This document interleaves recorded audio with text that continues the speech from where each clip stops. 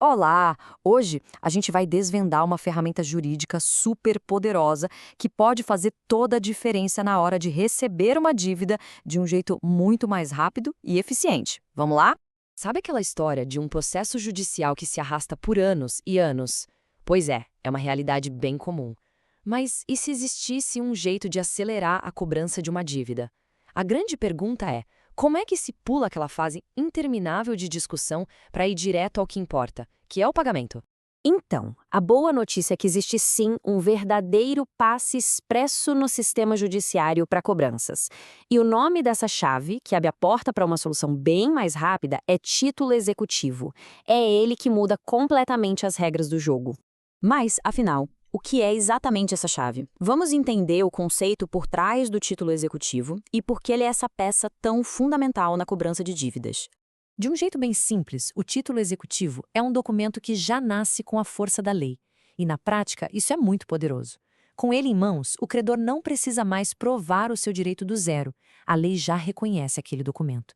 Isso permite pular toda a fase de discussão e ir direto para a execução, ou seja, para a cobrança em cima dos bens do devedor. E este é o princípio que rege tudo isso. Nulo executio sine titulo. É latim, mas quer dizer uma coisa bem direta. Não há execução sem um título. Ninguém pode ter seus bens penhorados sem que exista um documento formal que justifique essa cobrança. É uma garantia essencial que protege o devedor contra cobranças que são, digamos, arbitrárias ou sem fundamento.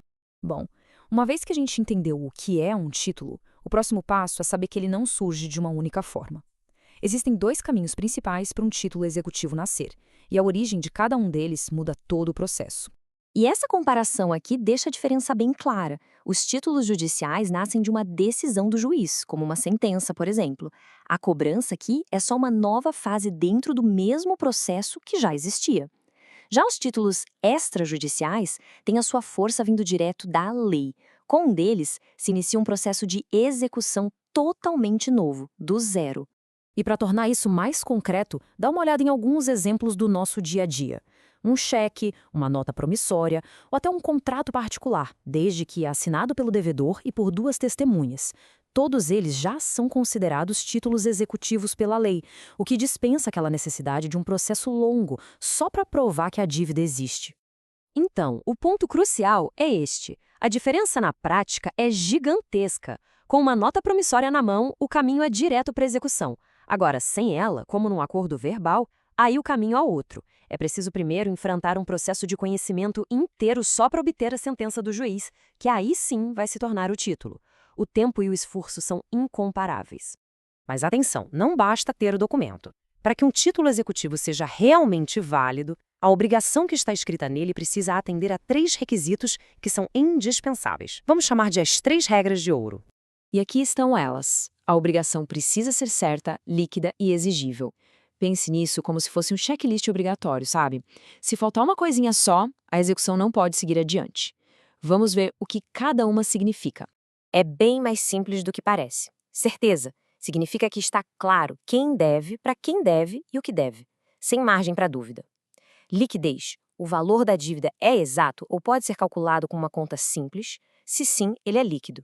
E por fim, exigibilidade. O prazo para pagar já passou? Se sim, a dívida é exigível. Sem essas 3 condições juntas, o título não tem validade para execução. Depois de ver todos esses detalhes técnicos, vale a pena a gente dar um passo para trás e perguntar: qual é o grande propósito de todo esse sistema? Por que ele foi desenhado dessa forma? E a resposta está toda nesse equilíbrio.